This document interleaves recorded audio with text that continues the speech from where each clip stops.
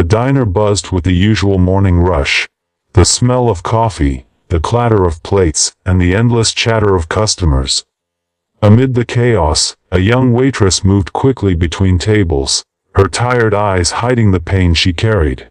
Her name tag simply read Lily. She forced a smile as she placed a cup of black coffee before a man in a sharp gray suit. He didn't even glance up, just barked, "This is cold. Do your job right next time." Lily nodded softly, whispering an apology before hurrying back to the counter. She'd been working double shifts ever since her mom fell sick, barely sleeping, barely eating, but still showing up every single morning. Across the diner, a quiet man sat alone in a booth, observing everything. He looked out of place, dressed simply in a worn leather jacket, but his eyes were sharp and thoughtful. No one knew he was the new owner of the diner chain, visiting undercover after reading several complaints about staff attitude. A few minutes later, a group of men in business suits walked in, loud, arrogant, and impatient. Lily greeted them with her usual gentle tone. "Good morning, what can I get for you?" One of them sneered. "A real waitress who can actually smile." The others laughed. Lily's face fell, but she still took their order, her hands trembling slightly as she scribbled on her notepad. She brought their food out carefully, but one of the plates slipped from her hand and shattered on the floor. The diner went silent. The man who'd mocked her earlier stood up, glaring. "Are you kidding me? Can't you even carry a plate right?" Lily bent down immediately, trying to pick up the broken pieces with her bare hands. Her voice cracked as she whispered, "Please, don't kick me, I'm already hurt." The man froze. The undercover owner, seated just a few tables away, felt something twist inside his chest. He stood up and walked toward the scene, his voice calm but firm.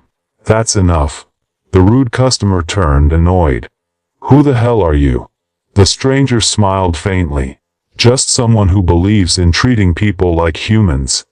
He knelt beside Lily, helping her collect the broken pieces. "Go wash your hands," he said softly. "I'll take care of this." When Lily disappeared into the kitchen, he turned to the manager and the customers. His tone changed, controlled, authoritative. "I'm Michael Reed, the owner of this diner." The color drained from everyone's faces. The loud men went quiet. The manager stammered, "Sir. I didn't know." He interrupted. "You didn't need to know. You just needed to care." The diner was silent again, but this time it was different, heavy, almost regretful. A few minutes later, Lily came back, unsure of what was happening. The man, now revealed as the CEO, handed her a folded napkin. Inside it was a short note and a business card. She looked confused. "Take tomorrow off," he said softly. "And call me when you're ready. You deserve better than this." She opened the napkin later when she was alone in the back alley, tears blurring her vision. The note simply said, "Some people notice the way you keep going, even when life keeps breaking around you. Don't stop." The next morning, the diner felt different. The rude men didn't show up. The manager was quieter, more respectful. And for the first time in a long time, Lily walked in with her head a little higher, unaware that her life was about to change forever. Continuation. The kindness, inspiring ending. The next day, Lily sat at her small kitchen table, staring at the business card in her hand. It felt unreal. The same man who helped her yesterday was actually the owner of the entire diner chain.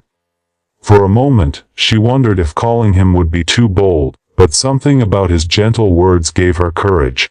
She dialed the number. "Lily," came the familiar calm voice. "I'm glad you called." He invited her to a quiet cafe downtown. When she arrived, she expected a formal talk, maybe even a polite thank you and goodbye. Instead, he slid a folder across the table. Inside was an offer letter.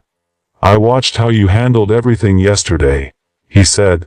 "You didn't shout. You didn't walk away. You stayed kind when the world was cruel to you. That's the kind of person I want on my team. Someone who leads with empathy. Her hands trembled as she looked at the document. It wasn't for a waitress position, it was a manager in training role at one of their new diners. Double the pay. Better hours, real respect. Tears filled her eyes. Why me? She whispered. He smiled. Because people like you remind me why kindness still matters. You kept going when most would have given up. And that's leadership. Lily tried to speak, but her voice broke. All she could manage was a quiet, "Thank you." He nodded. "Don't thank me. Just promise me one thing. When you meet someone who's struggling the way you were yesterday, do for them what no one did for you." She smiled through her tears. "I promise."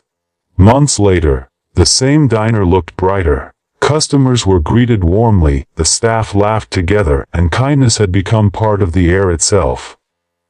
Behind the counter stood Lily, now in her new uniform, confident and smiling, mentoring a nervous new hire. When the girl spilled a cup of coffee and looked terrified, Lily knelt beside her, placed a reassuring hand on her shoulder, and said softly, "Don't worry, everyone drops something sometimes." Across the room, the CEO watched quietly from the same corner booth, smiling to himself. He didn't need to say anything. The kindness he once gave had already come full circle.